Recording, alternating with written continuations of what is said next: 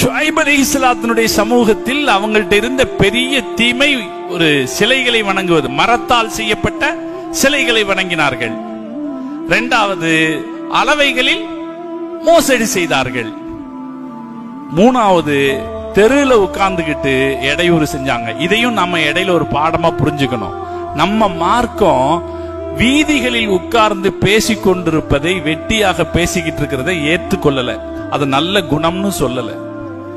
நபி ஸல்லல்லாஹு அலைஹி வஸல்லம் அவர்கள் திரும்ப திரும்ப சொன்னார்கள், நீங்கள் வீதிகளில் உட்கார வேண்டாம். சஹாபாக்கள் கேட்டாங்க, யா ரசூலுல்லாஹ், எங்களுடைய சில தேவைகளுக்காக நாங்க உட்கார்றோம். அப்ப ரசூலுல்லாஹ் சொன்னாங்க, அப்படியானால் அந்த வீதிக்குரிய ஹக்கை கொடுங்கள். சஹாபாக்கள் கேட்டாங்க, யா ரசூலுல்லாஹ், வீதிக்கு கொடுக்கிற ஹக் என்ன? ஸல்லல்லாஹு அலைஹி வஸல்லம் சொன்னாங்க, உங்களுக்கு நீங்க வீதியில நடந்து போகும்போது யாரும் சலாம் சொன்னாங்கன்னா பதில் சொல்லணும். சலாம் சொன்னா பதில் சொல்லணும். அவங்கள பார்த்துக்கிட்டே இருக்க கூடாது. ஒவ்வொருத்தரும் அவன் சுதந்திரமா போலாமா இல்லையா? நம்ம பார்த்தா என்ன ஆகும்?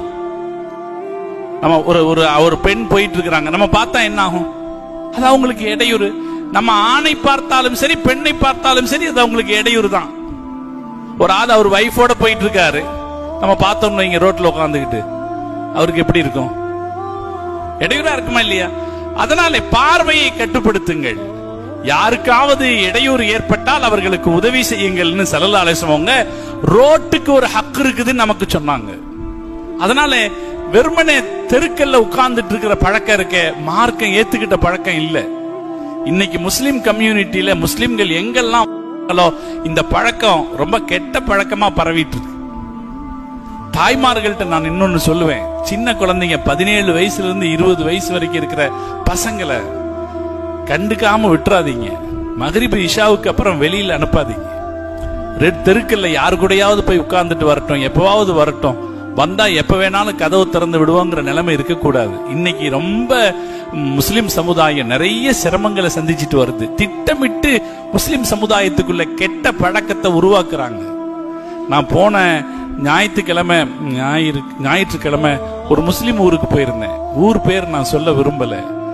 அவங்க கொடுத்த தலைப்பே இளைஞர்கள் அப்படின்னு கொடுத்தாங்க. காரணம் என்னன்னா, அந்த ஊர் கிராமம் சுத்தியும், அந்த கிராமத்துல வயல்வெளிகள்ல ஆங்காங்கே இளைஞர்கள் கூடி கூடி உட்கார்ந்துக்கிறாங்களாம் பசங்க.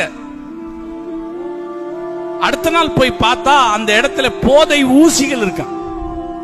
புது புது வகையான புது புது மெத்தேடுல போதை பொருட்கள், பாக்கு மாதிரி, ஊசிகள் ஆட்டம், மாத்திரைகள் ஆட்டம், பல வகையான போதை பொருட்கள் வந்து பயன்பாட்டில் வருது.